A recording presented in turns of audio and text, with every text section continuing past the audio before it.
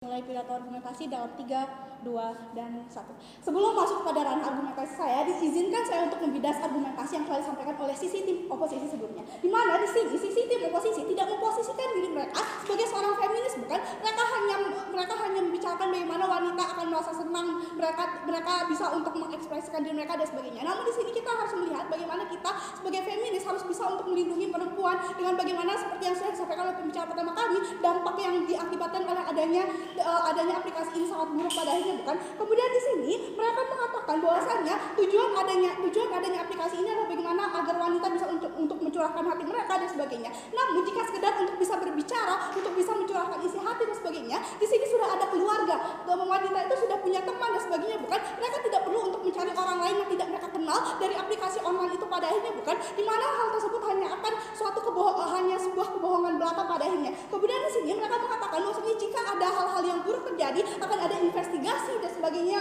yang akan ada, bukan, ketika ada penyalahgunaan. Namun di sini berarti hal tersebut sudah mengartikan bahwasanya sudah ada hal-hal yang tidak diinginkan, sudah ada penyalahgunaan, dan di sini hal tersebut kita sebagai feminis perlu untuk minimalisir, bukan? Kita bertujuan untuk menghindari adanya hal-hal tersebut.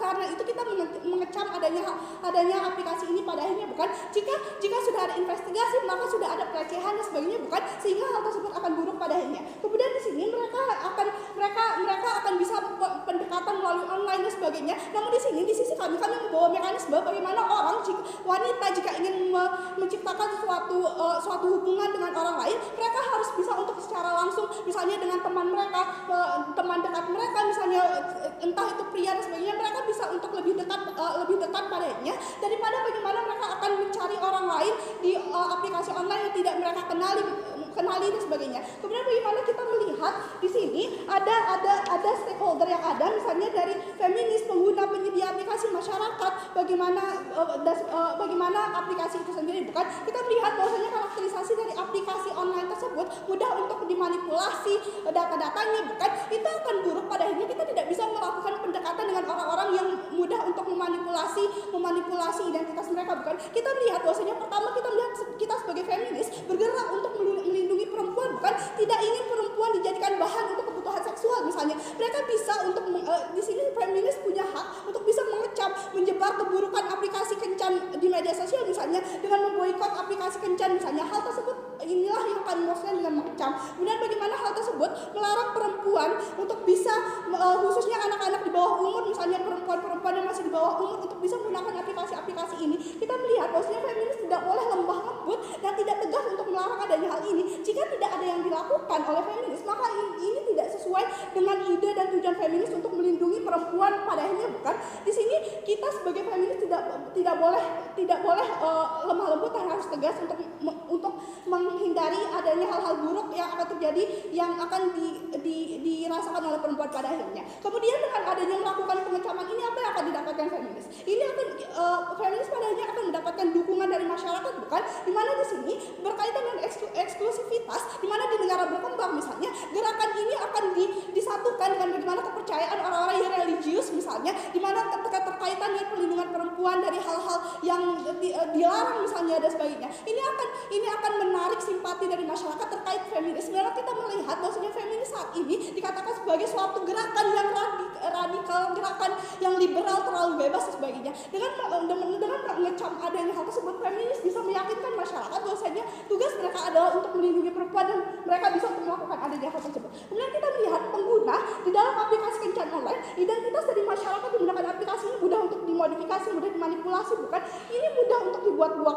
Anak-anak di bawah umur bisa untuk menggunakannya dengan mengatakan bahwasanya umurnya sudah 17 tahun misalnya dan sebagainya. Ini akan merugikan anak-anak tersebut. Anak-anak yang penasaran dan sebagainya itu tidak bisa dikontrol di status quo, bukan? Dengan iklan yang banyak, dengan bagaimana teman-teman mereka menggunakan adanya hal tersebut. Kita melihat di TikTok bagaimana anak-anak yang mulai menggunakan Tinder misalnya dan sebagainya. Itu sangat buruk pada akhirnya di status quo, bukan? Atau bagaimana dengan wanita-wanita yang punya karakterisasi lembah, mudah terbuai dengan tampang yang ada di aplikasi kencan online tersebut, di mana wanita ingin mendapatkan pasangan yang sesuai dengan kriteria mereka misalnya, dan itu membuat mereka menyesuaikan kriteria tersebut, mereka mengubah wajah mereka, mengedit dan sebagainya. Hal tersebut juga disetujui oleh sisi oposisi, dan karena hal tersebutlah kita perlu untuk mengecam adanya hal tersebut. bukan?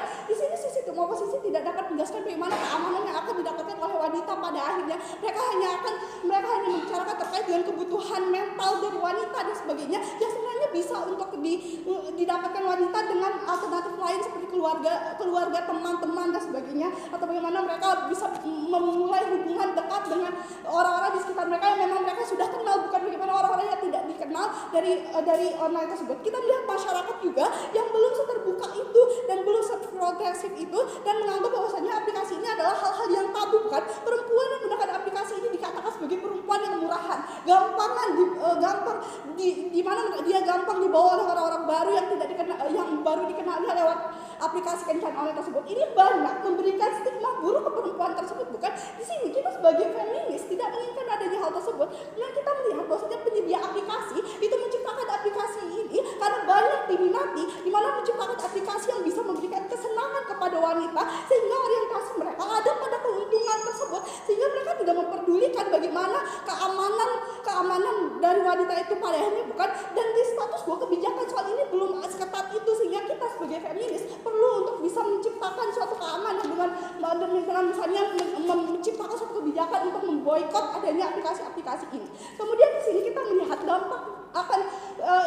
dampak buruk apabila kita sebagai feminis tidak melihat ini. Pertama, tidak ada gerakan yang bisa menghentikan kerugian yang didapatkan dengan adanya aplikasi kencan online tersebut. Di mana dalam status quo feminis punya hak yang besar untuk bisa menciptakan adanya kebijakan dan sebagainya. Dan di sini kita perlu untuk memanfaatkan adanya hal tersebut, bukan? Dan pada akhirnya kita bisa untuk menyelamatkan perempuan dari hal-hal yang tidak kita inginkan tersebut. Kemudian yang kedua adalah cinta yang ada di aplikasi online hanyalah suatu hal yang berdasarkan nafsu semata, di mana mereka melihat foto yang ada di aplikasi tersebut cantik atau ganteng dan sebagainya. Mereka tidak seperti yang dikatakan oleh oposisi, mereka tidak melihat pendekatan atau bagaimana diri dari orang tersebut atau bagaimana sisi mereka dari dalam. Mereka tidak bisa melihat adanya hal tersebut karena mereka hanya berinteraksi dari online saja, bukan? Jika ada offline maka hal-hal buruk akan terjadi dan itu disebabkan oleh harta yang mereka. Sekian, terima kasih.